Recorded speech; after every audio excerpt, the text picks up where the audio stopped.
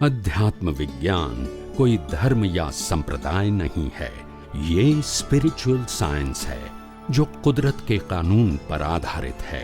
ये विज्ञान पूरे ब्रह्मांड के सभी रहस्यों को उजागर करता है और जीवन के सभी पहलुओं को समझने के लिए एक नई दृष्टि देता है।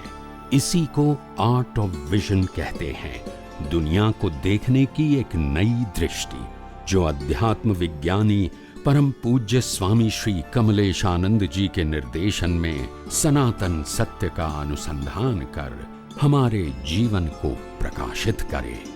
जय सच्चिदानंद। વિશ્વની અંદર ત્રણ પ્રકારના ધર્મો છે. પહેલો ધર્મ છે માનવ ધર્મ, રિલિજન ઓફ હ્યુમેનિટી. બીજો ધર્મ સાંપ્રદાયિક ધર્મ, રિલિજન ઓફ વ્યૂ પોઈન્ટ. અને ત્રીજો ધર્મ છે આધ્યાત્મ, જે કુદરતના કાનૂન પર આધારિત છે, કોઈ વ્યૂ પોઈન્ટ પર આધારિત નથી. પહેલો ધર્મ માનવ ધર્મ છે. એક માનવ બીજા માનવને હેલ્પ કરે. એમાં નાત જાત સંપ્રદાય જોવાની નહીં. બીજો ધર્મ આવે એનાથી અપગ્રેડ, કે જે સાંપ્રદાયિક ધર્મ છે, અને એની અંદર પાપ પુણ્ય ને પ્રાયશ્ચિત એ થીમ છે. શું છે? પાપ પુણ્ય પ્રાયશ્ચિત એ થીમ છે. અને દુનિયાના તમામ સાંપ્રદાયિક ધર્મો એક જ પ્રકારના ફોર્મેટથી ચાલે છે. તમામ ધર્મો શું ફોર્મેટ છે? બધા ધર્મોમાં એક ભગવાનનું ટાઇટલ જોઈએ, બીજું ગુરુનું ટાઇટલ જોઈએ, ત્રીજું મંદિરનું ટાઇટલ જોઈએ, ચોથું મંત્રનું ટાઇટલ જોઈએ, પાંચમું શાસ્ત્રનું ટાઇટલ જોઈએ, છઠ્ઠું રિચ્યુઅલ જોઈએ, સાતમું સંસ્થા જોઈએ, આઠમું વર્તમાન ગુરુ શિષ્ય જોઈએ, અને નવમું વરઘોડા જોઈએ. આને હું ફોર્મેટ કહું છું. શું કહું છું? અને ફોર્મેટને ધર્મ કહેવાય, આધ્યાત્મ ના કહેવાય. સમજાયું? દુનિયાના બધા જ સંપ્રદાયો ફોર્મેટ ઉપર ચાલે છે. ફોર્મેટમાં સાયન્સ ના હોય અને આધ્યાત્મમાં ફોર્મેટ. ફોર્મેટથી બિયોન્ડ છે આધ્યાત્મ. એટલે આની અંદર ધર્મો, સાંપ્રદાયિક ધર્મો એટલે ફોર્મેટ, અને ફોર્મેટનો થીમ શું છે? પાપ પુણ્ય અને પ્રાયશ્ચિત. પુણ્ય કરો, પાપ ન કરો, અને પાપ થાય તો પ્રાયશ્ચિત. આના ઉપર ધર્મ ચાલે છે. અને આધ્યાત્મની અંદર સનાતન સત્ય, યુનિવર્સલ ટ્રુથ લો, કુદરતનો કાનૂન એ ન જાણવાથી અજ્ઞાન ઊભું થાય છે. એ અજ્ઞાનથી રાગદ્વેષ થાય છે, અને એ અજ્ઞાનથી કર્મ બંધાય છે, પાપ અને પુણ્ય. પણ અજ્ઞાન નથી તો પાપ પુણ્યના કર્મ બંધાતા. એટલે અધ્યાત્મમાં અજ્ઞાન નાશ કરવું એ થીમ છે. પણ અજ્ઞાન નાશ કેવી કરવાનું? સનાતન સત્યથી.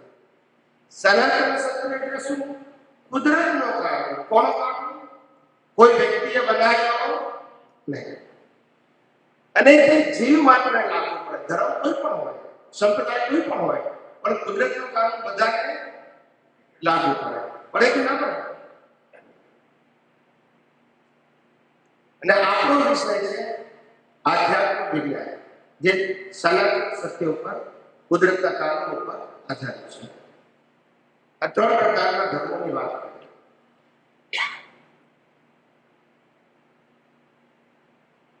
હવે આધ્યાત્મ વિજ્ઞાન સમજવું કઈ રીતે? As a common main. તો કે જીવ માત્ર સુખને કોણે છે, કોઈને દુઃખ પસંદ, બધાને સુખ જોઈએ છે. Yes no? બધાને સુખ જોઈએ છે. અને આપણે જે સમાજમાં રહીએ છીએ એ સમાજમાં આપણને ખબર છે કે બધા દુઃખી થઈને જાય છે, બોલતા નથી. યસ કે નો? મારો ગોલ છે સુખની પ્રાપ્તિ, અને નહીં રહું છું દુઃખી થઈ. કારણ કે હું જેમાં સુખ માનું છું એમાં સુખ નથી, અને એ મારું નથી. હું જેમાં સુખ માનું છું એમાં સુખ છે નહીં, અને એ મારું નથી, માત્ર મારી માન્યતા છે. શું છે? માન્યતા. આપણે માનીએ કે સારા કપડા પહેરવામાં સુખ છે, તો કપડાનો સ્વભાવ સુખ આપવાનો છે કે માન્યતા? કપડા પહેરવામાં સુખ છે એ બિલીફ છે કે કપડાનો સ્વભાવ સુખ આપવાનો છે? શું છે? તમને જે ગમે બીજાને ના ગમે, અને બીજાને ગમે. એટલે કપડાનો સ્વભાવ સુખ આપવાનો છે એ સાબિત થતું. તમને ગમે છે માટે લાગે છે, પણ કપડાનો સ્વભાવ સુખ આપવાનો, ડ્રેસનો સ્વભાવ સુખ આપવાનો.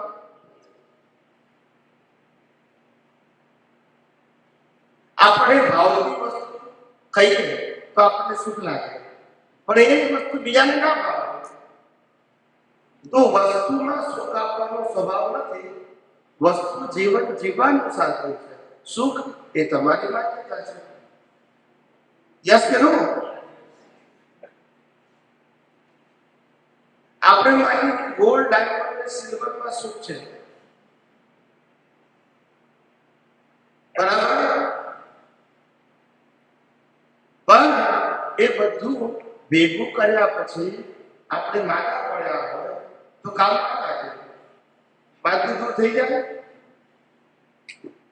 વિચાર કરો,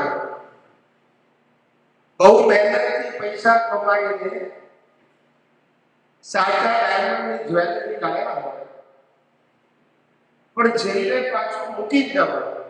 બોલતા નથી. પણ કે છે આટલી મહેનતથી પૈસા કમાઈ કાઢ્યા તોય મૂકી જવાય.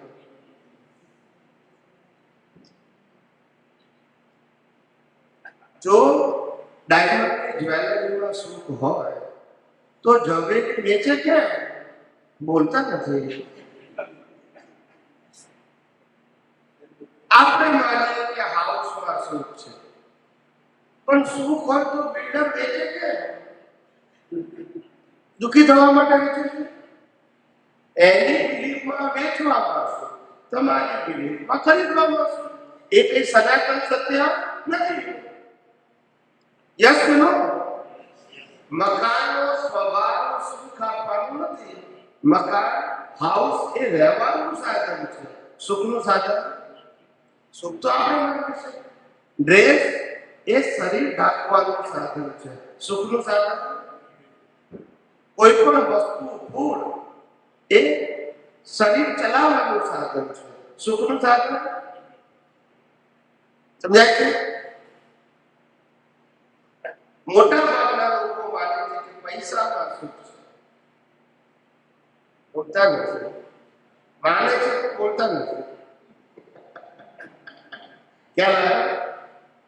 અને પૈસા વાળાઓને કેટલી તકલીફ હોય એ તો એક જાણતા.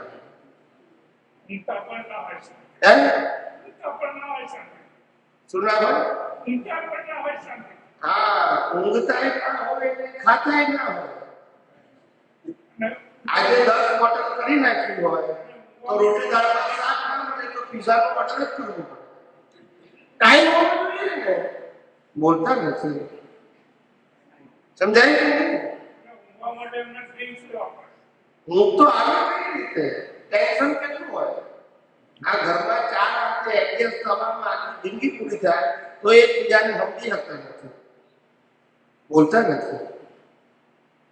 તો આ 10 બોટલનો કારોબાર એમને ચાલે? ખ્યાલ આવે?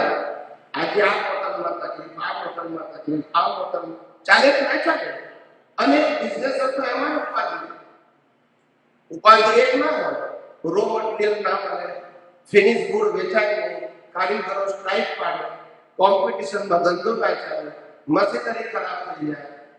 યસ કે નો? આઉટ ઓફ ડેટ થઈ જાય આપણી વસ્તુ. કેટલા બધા પ્રોબ્લેમ સમજાય છે કે નહીં? એટલે સુખનું સાધન નથી.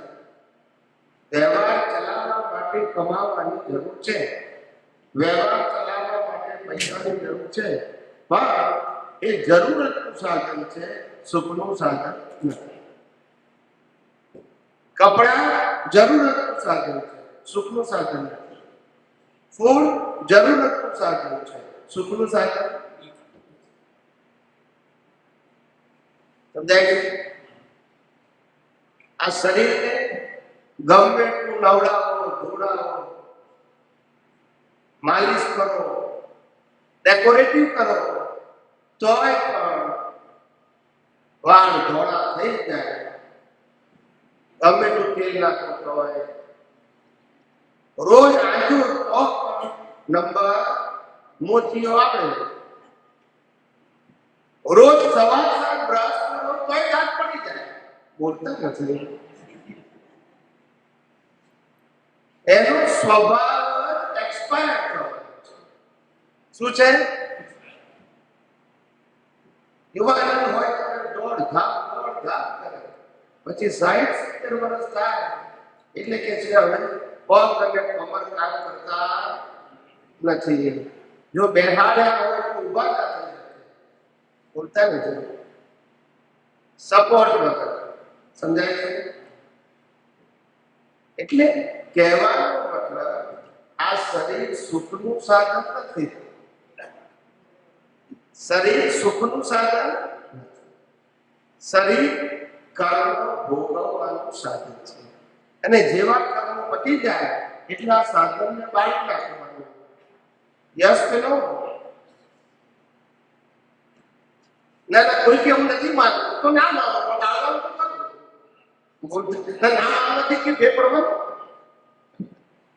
ત્યારે સનાતન સત્ય છે, તમારી પાસે કોઈ ચોઈસ, જે જન્મ્યો છે મરવાનો નથી કે નહીં?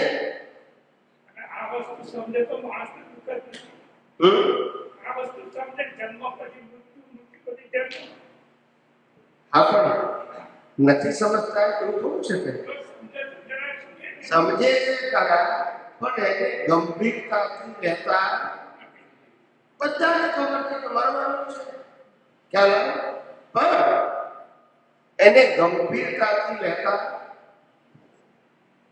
એને એમ લાગે છે કે હજુ તો ઘણું જીવવાનું છે, ઘણું જીવવાનું છે. અને જ્યારે મૃત્યુ આવશે ત્યારે વાત થાય એટલે હવે સિરિયસ નથી. શું નથી?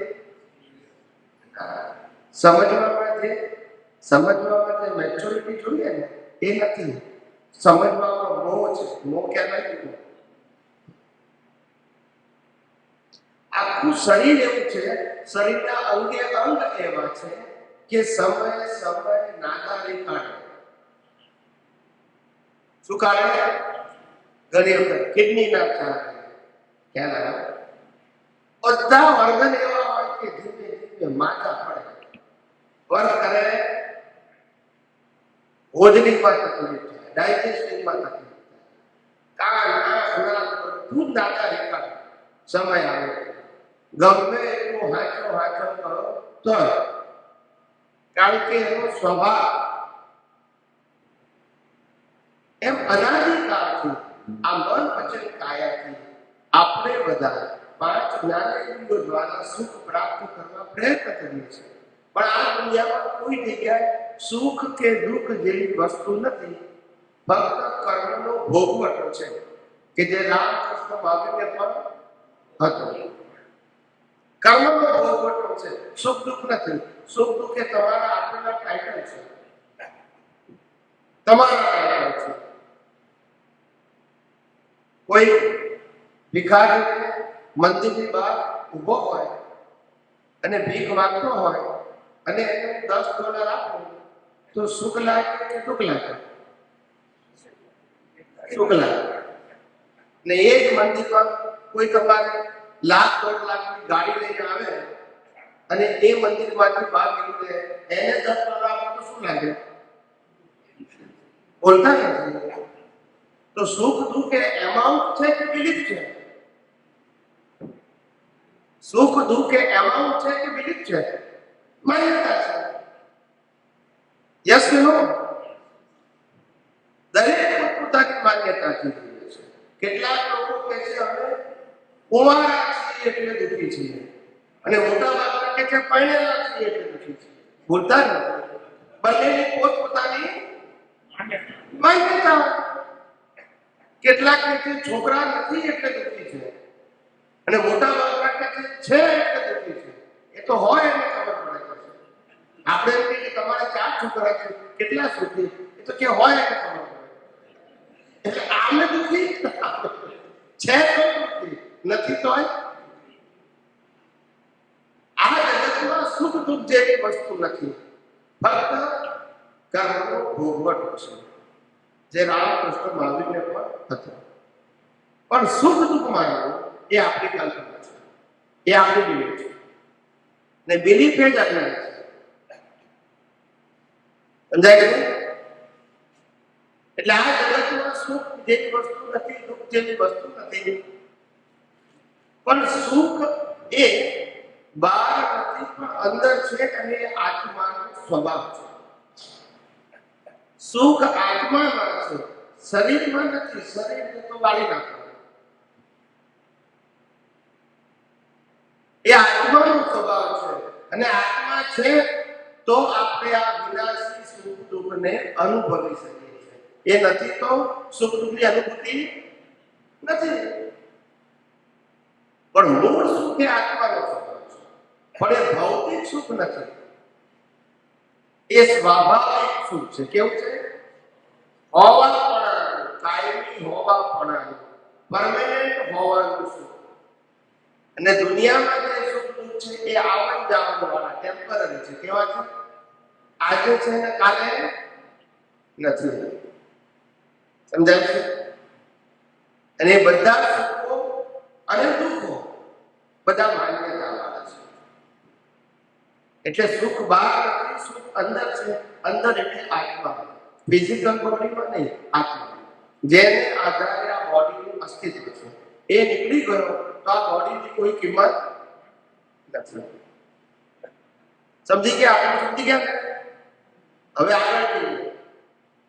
હું શરીરની વાત કરું છું, ફિઝિકલ બોડી. આ દરેક વસ્તુનું સાયન્સ કહું છું. મારા સત્સંગમાં પાપ પુણ્ય શબ્દ નહીં આવે કે તમે આમ કરો તો પુણ્ય થશે, આમ કરો તો પાપ થશે. એ શબ્દ નહીં આવે. હવે શરીરની વાત કરું છું. આપણા શરીરની અંદર જે ઇન્ટરનલ સિસ્ટમ છે, જેને ડોક્ટરો રિપેર કરે છે, એ ઇન્ટરનલ સિસ્ટમ આખા વિશ્વના બધા મનુષ્યો સરખી છે કે જુદી જુદી? બોલો.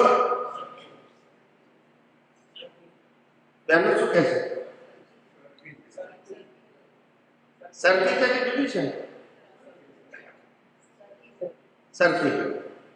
વિચાર કરો, ઇન્ટરનલ સિસ્ટમ બધાની સરખી ક્યારે હોય? નેચર પ્લેટ કે મેન પ્લેટ? આ ડિઝાઇન કુદરતી બનાવી કે માણસ બનાવી? કુદરતી બનાવી. કરેક્ટ? કુદરતી બનાવી